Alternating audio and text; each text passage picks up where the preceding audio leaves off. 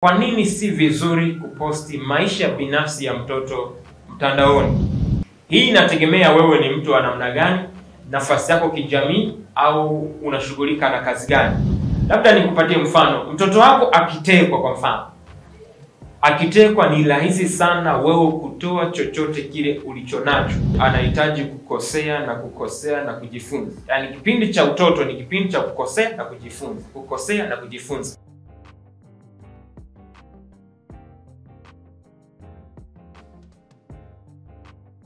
Leo tuna somo linalosema kwa nini si vizuri kuposti maisha binafsi ya mtoto mtandaoni. Mtu mmoja alisema kwamba faragha ni nguvu, privacy is power. Kama hauna faragha, maana yake huna nguvu yoyote katika maisha yako. Na mtu hawezi kuharibu kile kitu ambacho hakijui. Kwa hiyo faragha ndio usalama wako, ndio nguvu yako katika maisha. Sasa kama unaposti maisha binafsi ya mtoto wako, ni rahisi sana kupata madhara mengi sana katika maisha yako wewe mwenyewe na maisha ya mtoto. Sasa unaweza kujiuliza ni madhara gani ambayo ninaweza nikapata? Madhara ya kwanza, unajitengenezea maadui wasio na sababu. Hii inategemea wewe ni mtu wa namna gani, nafasi yako kijamii, au unashughulika na kazi gani. Kuna watu ambao hawawezi wakakupata wewe mwenyewe moja kwa moja. Kama wataweza kumpata mtoto wako, ni rahisi sana kuweza kuharibu maisha yako wewe mwenyewe na kuharibu maisha ya mtoto. Ni vizuri kufahamu ya kwamba sio kila mtu anakupenda.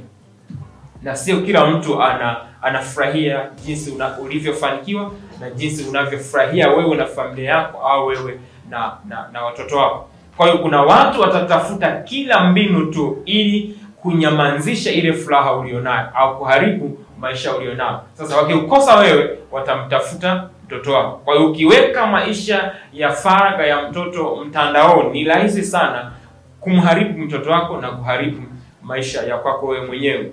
Jambo la pili, watoto wakue pasipo pressure yoyote ile. Ili mtoto aweze kukua vizuri, anahitaji kukosea na kukosea na kujifunza. Yaani kipindi cha utoto ni kipindi cha kukosea na kujifunza. Kukosea na kujifunza. Sasa ukiyaweka maisha hadharani, hasa yale maisha binafsi ya mtoto, unamwekea pressure kubwa sana. Unamwekea mtoto pressure kubwa sana ya kuishi kwenye standard za watu wazima.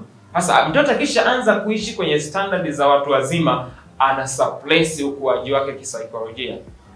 Anapoteza ile nafasi ya yeye kukua kisaikolojia. Kwanza mtoto mwenyewe anapoteza ile nafasi ya kukua. Pili, ana experience mashambulizi makali sana ya kisaikolojia. Sasa mtoto ni tofauti na mtu mzima. Hawezi kuchuja ni kitu gani kitamjia, ni kitu gani apangue, ni kitu gani akipokee. Sasa atakuwa anafyonza kila ambacho kinarushwa juu yake. Kiwe ni kizuri, kiwe ni kibaya, yule mtoto atakuwa anafyonza. Kwa unapomexpose hadharani maisha ya mtoto, hasa maisha ya faragha, unamfanya mtoto akue kuliko umri wake. Jambo la tatu, unamfundisha mtoto kutune out kuliko kutune in. Unamfundisha mtoto kuangalia nje sana kuliko kujiangalia yeye mwenyewe. Kwa ni rahisi sana huyu mtoto katika maisha yake kuanza kuangalia watu wanasemaje.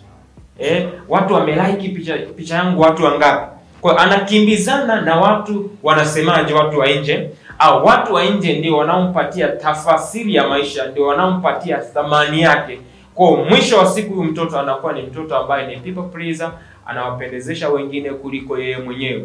Kwa nje anaweza kaonekana ni mtoto mwenye furaha, mtoto ambaye maisha yake ni kama vile anakwenda, lakini ndani ni mtoto mwenye stress sana, mtoto ambaye anaumia ndani kwa ndani. Jambo la nne, unamtenga mtoto na maisha halisi. Wako watu walio wengi sana ambao maisha yao yako mtandaoni. Ukiangalia mtandaoni, hawana kazi ambayo wanaifanya pale mtandaoni ambayo inawaingizia kipato. Lakini kila baada ya dakika chache yuko mtandaoni. Kila baada ya dakika chache yuko mtandaoni. Kwa siku nzima unaweza kushangaa anatumia masaa 3, masaa 4, masaa 5 mtandaoni na hakuna kitu cha maana anakifanya.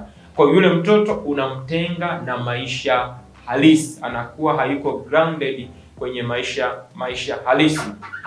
Kama ana kazi ambayo anaifanya, kama ana kipaji ambacho kinaruhusu yeye kuingia mtandaoni, ruhusu tu au anaingia, anafanya kazi, baada ya muda anatoka, ili kutokumtenga na yale maisha halisi. Hivyo ndivyo vitu ambavyo nitamani ujifunze katika siku ya leo, kwamba unapomposti mtoto wako mtandaoni, tambua ya kwanza, jambo la kwanza, unajiongezea maadui wasio na sababu, unamjeruhi mtoto vile vile kisaikolojia, lakini si hivyo, unamsaidia au unamfanya mtoto anatune out sana kuliko inward. Asante kwa kujifunza.